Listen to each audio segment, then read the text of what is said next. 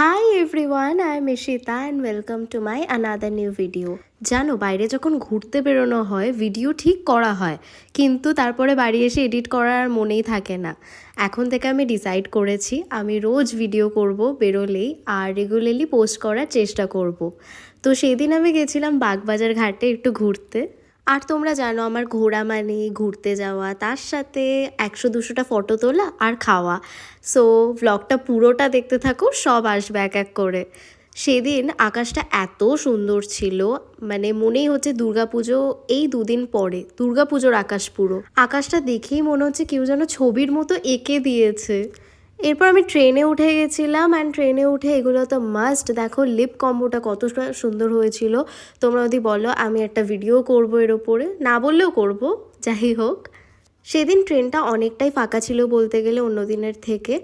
আর এই যে আমি নেলস দেখাচ্ছি, জানো তো এই কালারটা না আমার সব থেকে প্রিটি লাগে নেলসের।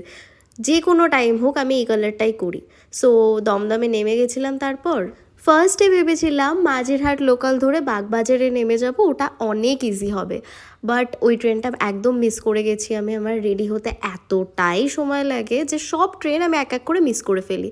তো যাই হোক, জোকস অ্যাপার্ট, মেট্রোতে উঠে গেছি। মেট্রোতে শ্যামবাজার নেমেই তারপর কিছুক্ষণে হাঁটা বাগবাজার।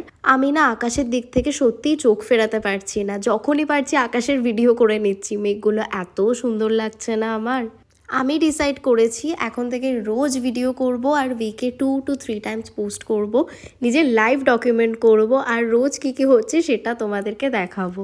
সেদিন আমি খুবই হালকা মেকআপ করেছিলাম, মানে মেকআপ তো আমি করি না, বাট তাও ওই যে কাজল, আইলাইনার, লিপস্টিক, ওটাই তো চোখটা খুব এনহ্যান্স লাগছিল তাই। মেট্রো গেট থেকে বেরিয়েই আমার একটা জিনিস চোখে পড়লো, ওয়েট দেখাই, এই যে এই কিউটিটাকে। আমি রাস্তায় বেড়াল দেখলেই, বেড়াল কুকুর দেখলে আমি দাঁড়িয়ে পড়ি। আর আজকের আমার ফিটটা এটা ছিল। এটা অনেক দিন আগেরকার টপ, আমি পরতাম না, স্টিল আমার ভালো লাগছিল, আজকে ভাবছিলাম এটাই পরি, তো এটাই পরেছি। তার সাথে একটা ব্যাগি জিন্স পরেছি।